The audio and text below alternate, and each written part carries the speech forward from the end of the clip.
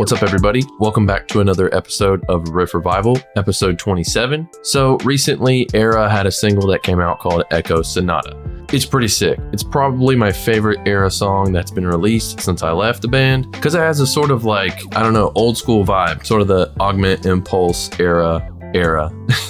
There's a specific section in the song that I kind of wanted to reimagine sort of, and it's the section that kind of reminds me of that old Erra sound. So the part I'm talking about is right around a minute. It's where the tapping part starts and then the breakdown comes in. We're gonna redo that part. The mix was done by Dan Bronstein, and he has some sort of like really cool low end like pumping effect in the track. I'm not gonna play the track on this video because I don't want to get copyright striked. If you go back and listen to the song, you can tell the low end dynamics of the song are just really tight, and there's a lot of compression. There's a lot of low end like boom to the song. And I think that's what makes it stand out. We're gonna try our best to kind of replicate that. I don't know if I'm gonna be able to do it because Dan Bronstein's a wizard and I'm not. So we're gonna be using Axure for the Midi guitar. I went ahead and redid that section with Midi, Grove Bass for the bass, and Modern and Massive 1 for the drums.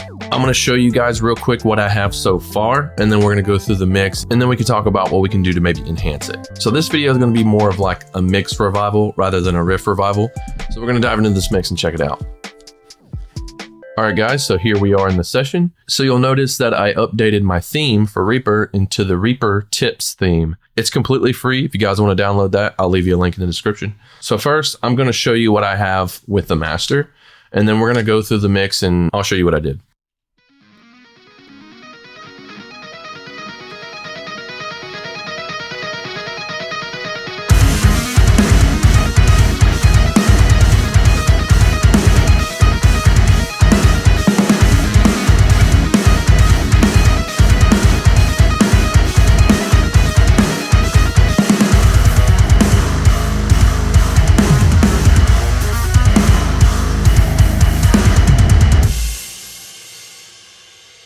I think it sounds pretty good. That's all Axure on the guitars, by the way, but we are going to reamp it with the Quad Cortex, and I'm going to show you guys my process on how I reamp, because I think if you're a Quad Cortex owner or a Helix owner, there's something really cool you can do with your DIs, which is reamp, and you can get some really cool tones. You can kind of just test different tones against each other, and it's really fun to do. So I'm going to show you guys how to do that. Like I was saying in the beginning of the video, Dan Bronstein does this sort of like low end thing where it's like really punchy and tight. I don't know exactly what he's doing or how he's getting that sound, but it sounds really good. I'll have to go back and rewatch his Nail the Mix. By ear, I kind of just assumed that he was boosting some low end and then compressing the crap out of it. So that's basically what I did. So we're going to run through real quick each element. First off, we have the MIDI guitar lead.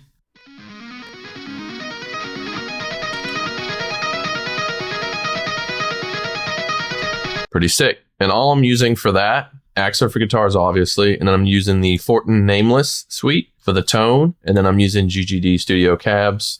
Those are my settings for that. Delay and reverb. Then I have some Soar from JST, and then I have another EQ, Fab Filter EQ, and then I'm compressing just a little bit, the SSL. You can see I'm doing a 3 millisecond attack, 3 millisecond release, pretty fast, and just boosting a little bit of the makeup gain to get it to cut through. It's pretty simple. I probably won't change the tone for the lead guitar because I kind of like the tone for it, but we will reamp the rhythm guitars. So the rhythm guitars, almost the same setup, but we have Helix. So this is my Helix tone on my actual rack unit, and I have the Helix Native plugin, which I just loaded my presets from that onto the Helix Native plugin. The PV Panama, which is basically the 5150, and I turned the cab off because I'm not using the cab on this. And then I just have like some EQ stuff. I think I'm using a Tube Screamer right before the amp, a little bit of compression. Yeah, the deluxe comp. That's pretty much it for the tone on that. And then obviously the GGD Studio Cabs again with a little bit of a different mic setup here. A little bit of EQ,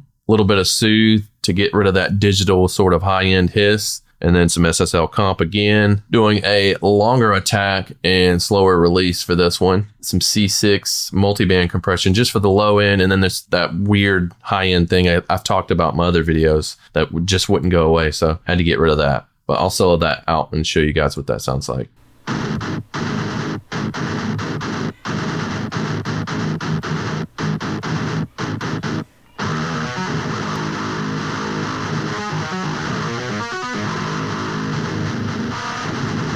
Pretty cool. Sounds good. So what I like to do is blend tones. So this is going to be more of the crunchy low end sort of tone. And then the Quad Cortex tone that I'm going to reamp is going to be more of like the high end sort of scratchy tone. So mixing those two together, it's going to make it sound a lot better. We'll go through that in just a minute. And then we have some bass, which is going to be the Grove bass. I think we have it on the distortion channel. That's what I have for my settings for that. I turned the girth all the way up, a little bit of compression, kept the tone in the middle, and then turned down the drive a little bit. It was a little too clanky. This is what we have for that.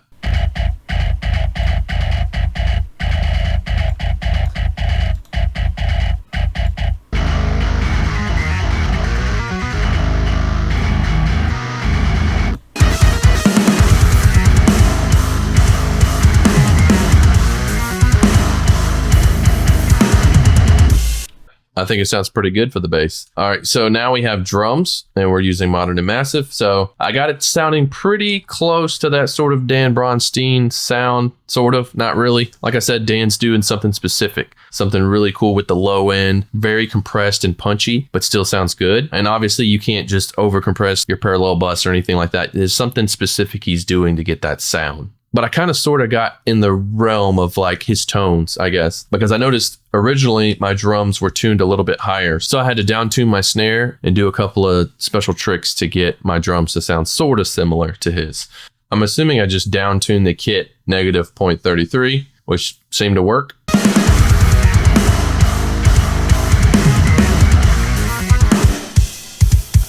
Let me show you what my snare sounded like before I fixed it. I pitched it up and it sounded like this.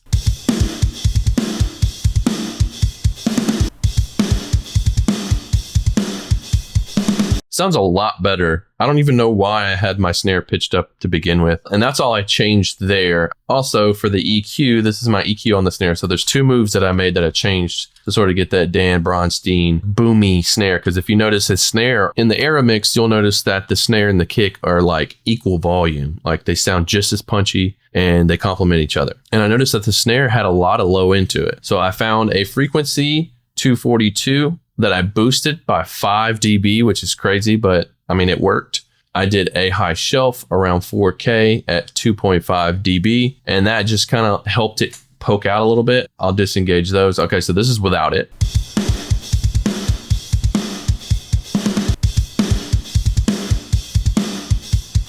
There's just a little bit more power and punch to it. If I just boosted the low end, it would overtake all the highs. So I had to boost the highs too. And then for kick was the most interesting because I liked the way my kick sounded before, but to get that sort of Dan Bronstein low end, I wanted to kind of beef it up a little. So I added this EQ and I have it at 50 Hertz at 2.5 dB, just a little bump. And that's where a lot of the like really low sub frequencies were coming from on the bass drum. And then I added another C6 right here and have a really weird multi-band compression going on right here on this band. So what this is doing is it's allowing that low end to kind of poke out, but not like overtake the mix. It's kind of tightening it up. So it's boosting it and tightening it up a little bit.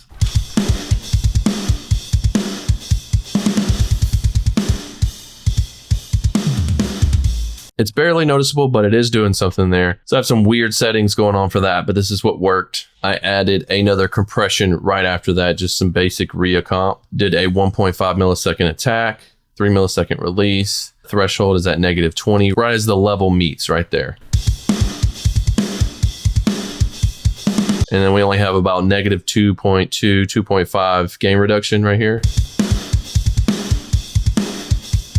I'll let you hear what this is actually doing. So I'm going to take off the EQ, C6, and reamp. Originally, the drum sounded like this.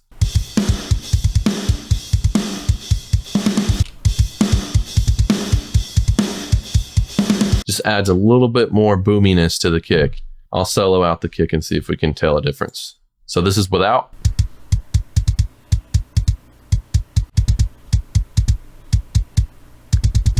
Very subtle difference, but it is tightening it up and giving it more boominess. And especially with the master chain on, you can tell a bigger difference because we're enhancing all the frequencies in the mix. Oh, and that's another thing I recommend is definitely gate your kick as well. If you have a very boomy kick with a lot of resonance,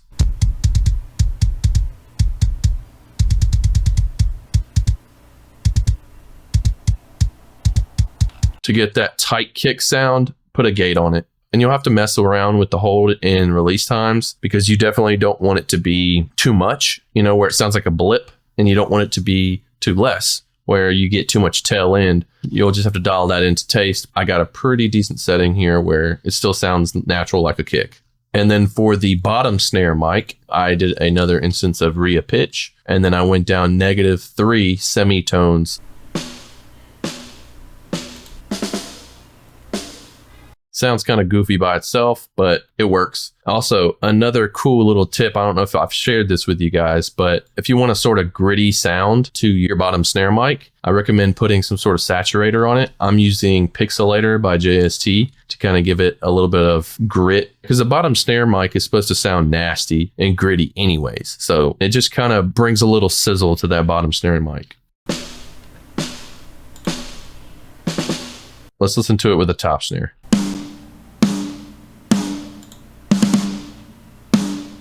Sounds kind of dry without it. So there's a cool tip for you there. Also, snare reverb. Okay, so for the snare reverb, since I had to tune the drums down and everything, I put another instance of ReaPitch. Like I said, it sounds goofy on its own. I went down -6 semitones for this one. This is all to taste. I did this while I was mixing to the full mix. You definitely don't want to do these kinds of things in solo. You're going to make that move and you're going to hear that and be like, no, that doesn't sound good. But if you listen to it in full context of the mix, you're going to be able to get a better idea of how that's going to sound in the full mix. And the reason why I did this to the reverb is because of that really low end snare in Dan's mix. And I wanted to sort of replicate that. So I noticed that down tuning the reverb also made the snare a lot boomier too. All right, so this is the snare without the down tune reverb. I think it sounds a lot better. It's not as high pitched, like that's what I did on that. And then I also adjusted my parallel compression bus. So I went up a little bit on the beef for smash and grab. So a lot of these moves I made to make my mix a little different were a lot of additive moves. I didn't take a lot of stuff away. I was adding more because I realized that my mix sounded thin compared to Dan's. I pretty much just cranked stuff. The only thing I did was I bumped the beef up to 3.8, and then within my routing, these are all the sends going to the drum bus.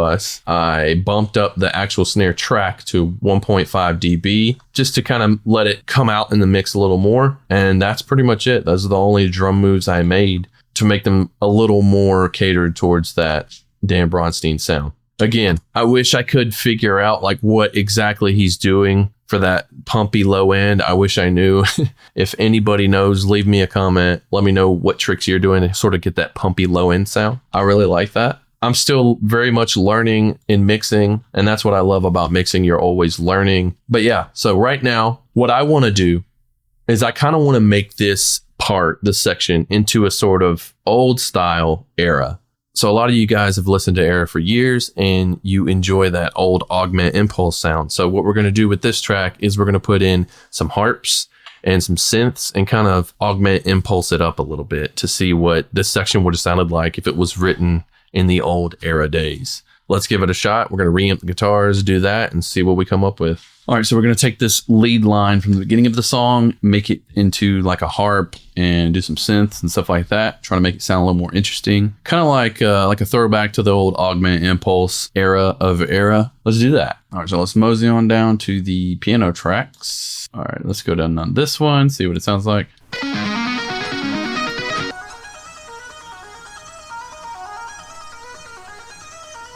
That sounds pretty cool. All right, let's copy paste that. That's going to be in the song for sure. I'm looking for the harp though. I want the harp.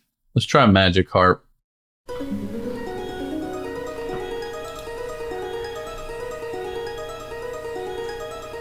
Okay, so we got that. All right, so I added a couple of things to the track to kind of beef it up a little bit. So we added some synths. I added quite a few. I didn't use some of them. I had to print them because my computer was bogging out. Because Serum 2 is very CPU heavy. That's it for the synths and piano stuff. And then I added some impacts and some cymbal swells, reverse snares, you know, just the typical production stuff. And then I added this one here. This is the boom. So the beginning of the track. Pretty sick. So another thing real quick that I did that I changed. So in the original track, the song starts with the little tappy lead. The beginning has sort of like a very reverby sound whenever it first starts. And to kind of replicate that, I just turned up the reverb on one of my channels here. So I just automated this knob right here, this mix knob on the reverb pedal. I just automated to go up to 50 and then back down to 24 right here. You'll see that. And that's what this sounds like.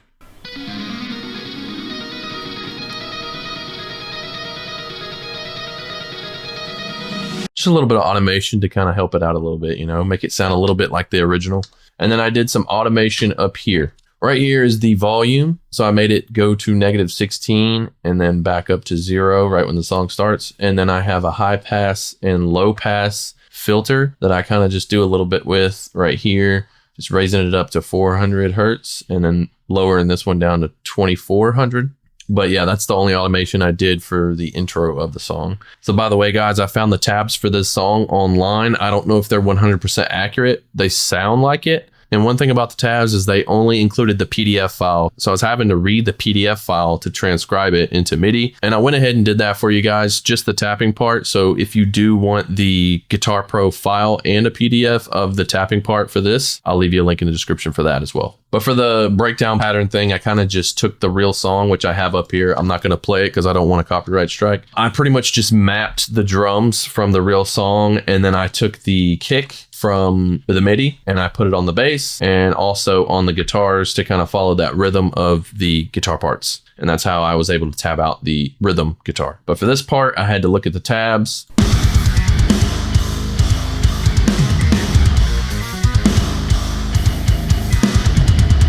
So what we're going to do now, we're going to reamp. I'm going to show you guys that. Let's do it. All right, so we're going to take a look at how I reamp my guitar. So first off, I go ahead and take everything off of my effects chain besides Axure. All right, so we just have Axure active and then the C6, which is just doing a little bit of that compression to get rid of those weird frequencies and also taming that low end. But you don't have to do that. That's just what I do. We're just having the DI for Axure. That's it.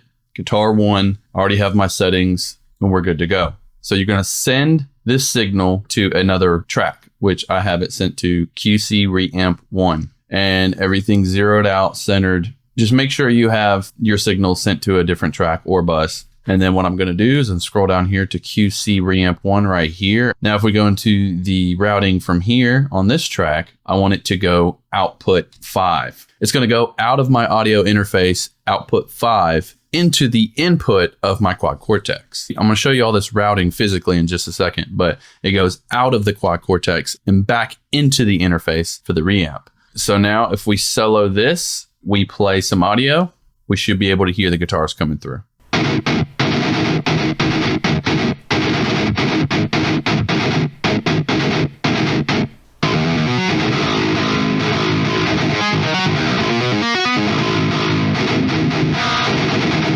Cool. All right, right here is the Quad Cortex. The routing we have from here is, I told you I'm going out of my interface and into the input, right, which is right here on the Quad Cortex. And then from the left output of the Quad Cortex, we're going out, and then we're going to the input, which is right here on my audio interface. Now, you don't have to do this, but I do have a reamp box that's going from that output 5 of my audio interface back there, and it's coming out into the in of this reamp box and going out of the reamp box, and that is going to the input of the Quad Cortex over here. You don't have to do this, but I just do that to get a clean line level signal from the audio interface. That way we get a really good DI. All right, so all we have to do now is we arm the track we want to record, which is this QC Reamp 1 right here, and just record.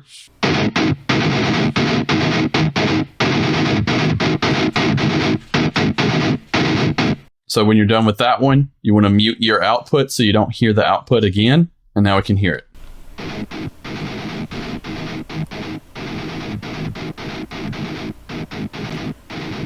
So we're going to do the same thing for the second guitar. All right, so we're going to freeze these tracks and see what happens.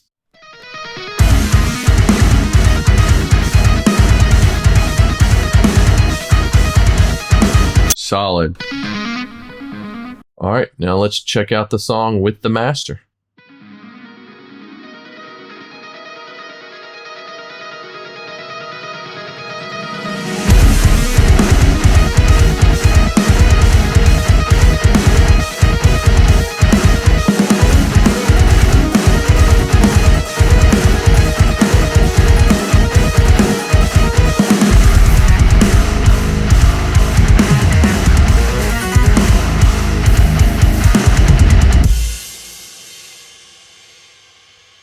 Awesome. I think it sounded really good. I think I got pretty close. I didn't think I got 100% like Dan Bronstein because dude's a legend. His mixes are so good. So what's the point of this video?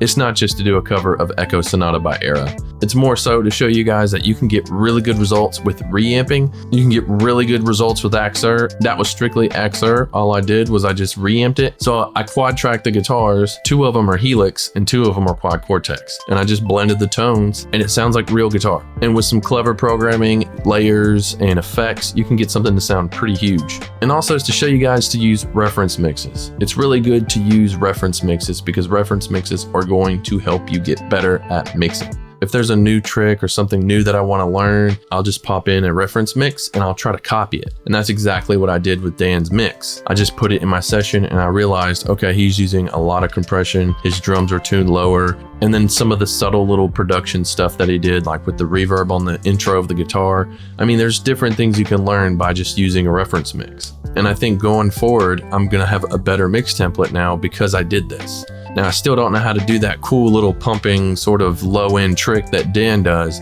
but I think I'm just a little bit closer to it. I think what I did to the track sounds pretty close to what it would sound like if it was on Augment or Impulse, but I definitely think the track is good the way it is. Let me know in the comments what you guys thought about it. Also, what song do you think I should do next? Anyways, that's going to be it for today's video. If you enjoyed this content, hit the like button, subscribe, do all that YouTube stuff. Thank you guys so much for watching, and we'll see you next week.